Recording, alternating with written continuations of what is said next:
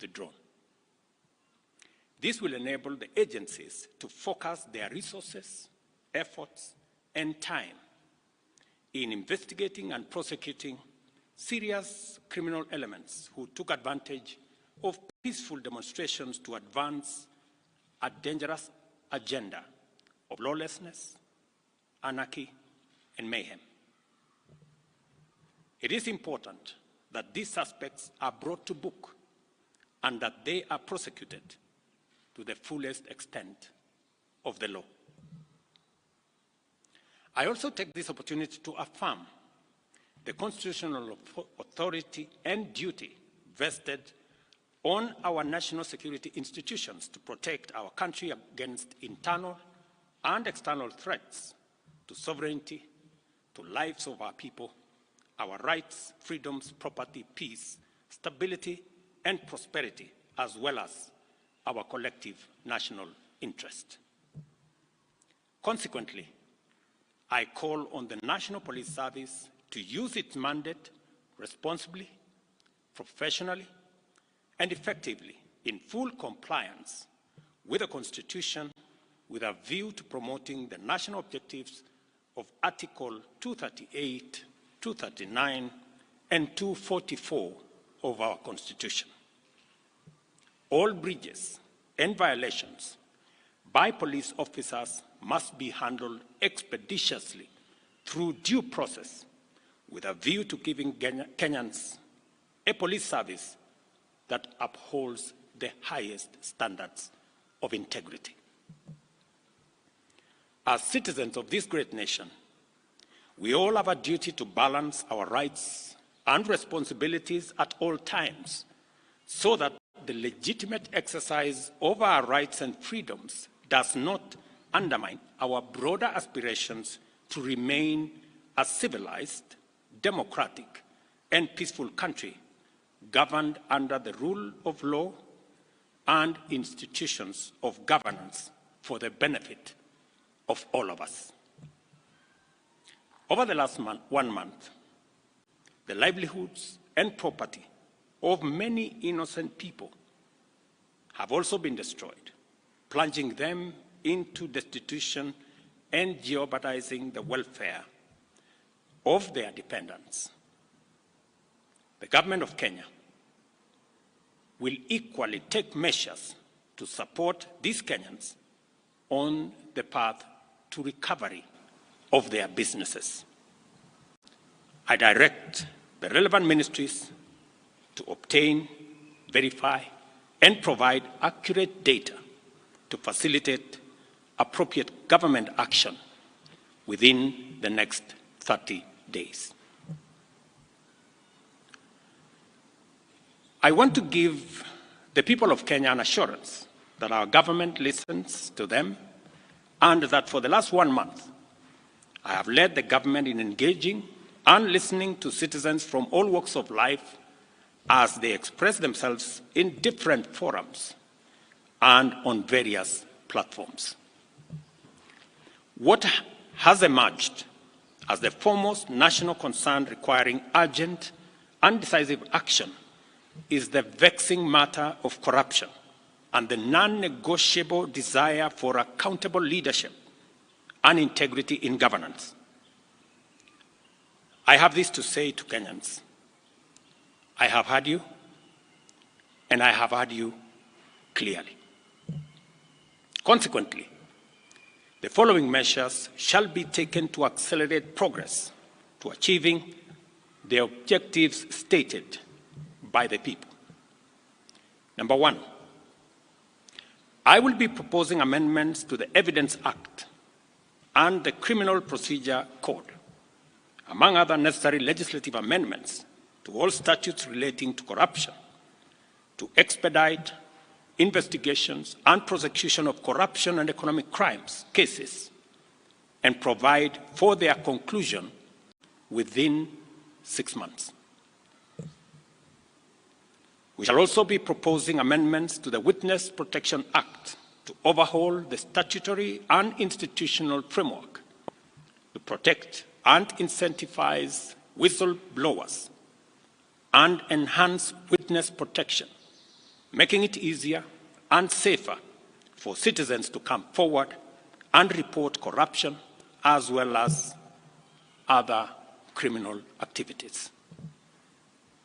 Number 3, within 90 days, we shall propose amendments to the Public Finance Management Act and Public Procurement and Disposal Acts to overhaul the institutional and operational framework of public procurement, which has been identified as the epicenter of corruption, conflict of interest, and abuses of office in the public sector, with a view to deploying digital infrastructure within the next 6 months. The aim of this measure is to provide an open and transparent public procurement platform which gives open, real-time, and end-to-end public visibility of public procurement from advertisement to award of contract and to whom it is awarded and what amount the people of Kenya will pay. Number 4, I have engaged with the parliamentary leadership and asked Parliament to expeditiously pass the Conflict of Interest Bill with the explicit caveat that I shall veto any bill enacted if it does not establish the highest bar with respect to accountability, integrity, and anti-corruption. I will make full use of the power given to me under Article 115 of the Constitution to make sure that the bill meets the appropriate standards set out in the original bill. Number 5, while fully respecting the independence of the national justice, law, and order institutions, and pursuant to a commitment to consult and collaborate in leveraging their institutional capabilities in effective, expeditious, and conclusive investigations in respect of all active cases, it is essential for these institutions to provide a time frame to the people of Kenya, because that is what the people of Kenya want, within which proceedings shall be concluded, and the same timelines clearly communicated to the public. Number 6, about 400 billion shillings is spent on tax expenditure every year, especially on VAT refunds, a process that is largely opaque and with limited accountability. Within 90 days, I will be working with Parliament to provide a legislative and regulatory framework to make this process transparent, open, and accountable, with a view to reducing this huge public expenditure and direct savings from this exercise to the productive sectors of our economy.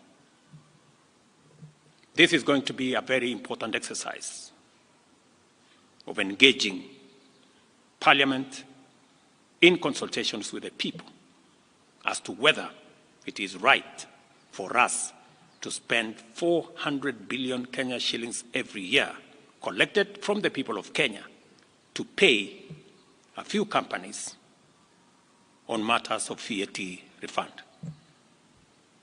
Number 7, the government will also work with Parliament to tighten legislation to reduce and eliminate imports of goods and products already manufactured in Kenya, so as to promote our value addition, our manufacturing, and industrialization program in our quest to create more jobs, create more opportunities, and create wealth in our nation.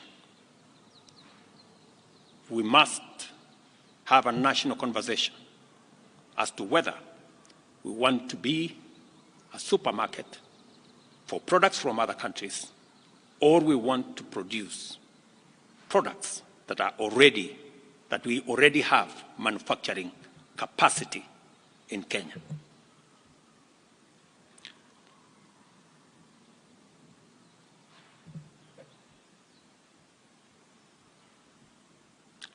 In my last address to the nation, I undertook to consult a broad spectrum of stakeholders from all sectors, levels, and regions in order to constitute a broad-based government.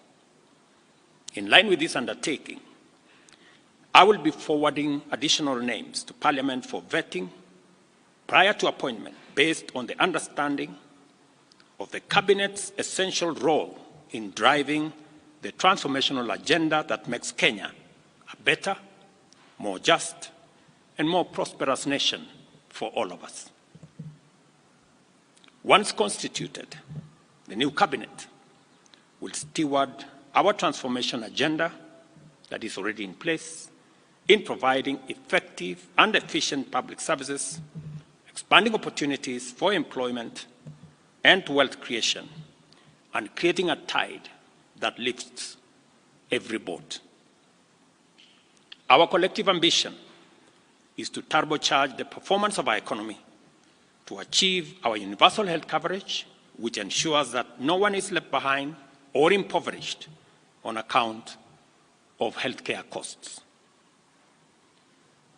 Also offer an equitably funded education system which looks out for learners from vulnerable backgrounds and ensure that Kenyans from all walks of life live in safe and dignified housing through our affordable housing program.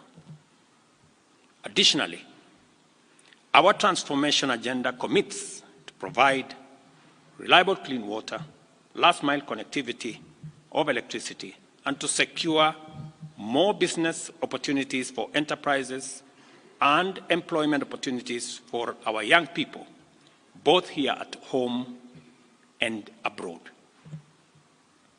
Our explicit aim is to transform Kenya into a middle-income society, and it is essential for us to urgently mobilize adequate resources to fund these necessary programs and projects. Consequently, after extensive consultations, I have nominated the following persons for consideration and approval by the National Assembly for appointment as cabinet secretaries. I commend the leadership of diverse organizations, both in public and private sectors, including political parties, for their encouraging response to my outreach to consult on forming a broad-based government. Their willingness to set aside partisan positions and interests in order to join a visionary partnership for the radical transformation of Kenya is a historic gesture of their patriotism. I know and I understand acutely the huge expectation of the people of Kenya on me and this administration. And I equally understand that that responsibility can be made easier if we work together as a nation. And as I said, the opportunity we have to work together across political lines, across different divisions, is much more greater than the challenge and the crisis we have in our hands. I take this opportunity to express my appreciation for their commitment and reiterate my pledge to engage alongside them in a national conversation that is inclusive, citizen-centered, and aimed at consolidating and accelerating the actualization of inclusive growth and national transformation. As I take this step, and as I expand and broaden this administration, I am acutely aware that the responsibility of managing the affairs of the country vested in the cabinet, in the expanded cabinet, will require of us to work together and to focus on that which brings honor to our country.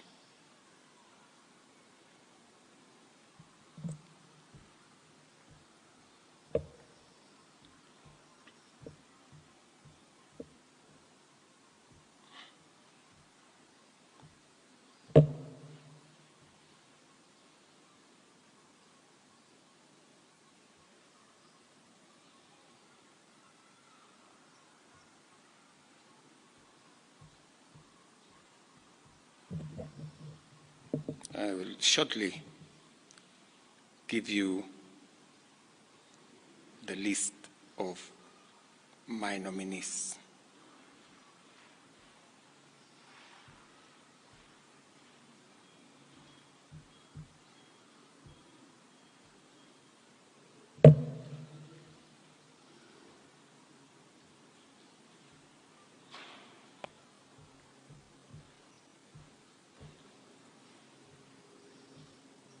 Just hold your horses.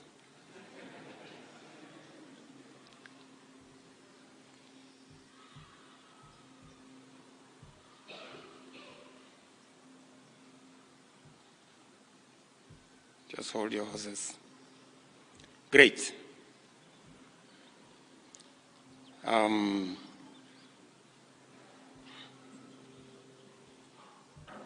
Oops. That's the old list again.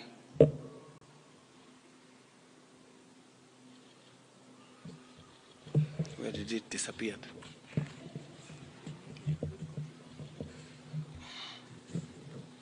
I think this is the problem of making it very confidential and not allowing many people to have a look at it. As you're all aware,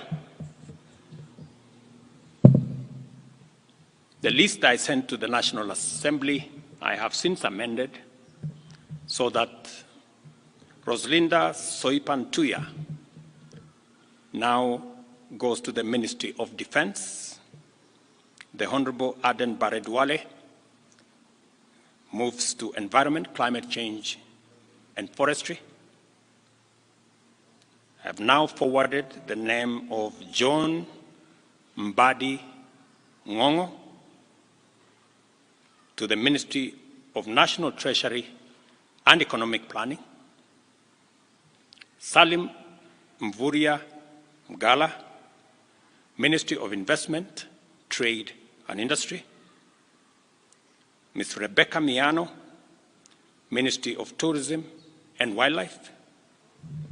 The Honorable James Opio Wandai, Ministry of Energy and Petroleum. The Honorable Onesimus Kipchumba Murkomen, Ministry of Youth Affairs, Creative Economy and Sports.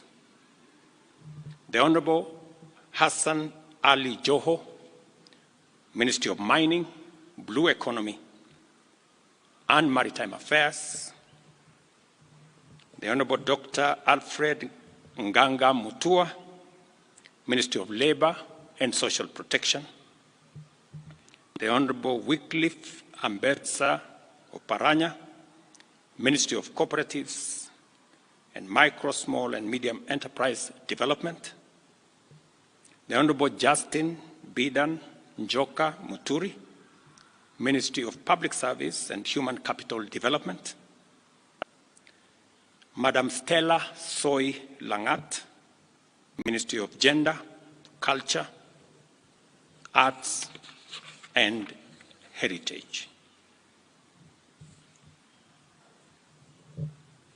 I am still working on the other pending nominees, and I will be announcing them shortly. Thank you very much. God bless you. God bless our great nation, Kenya. Asanteni sana.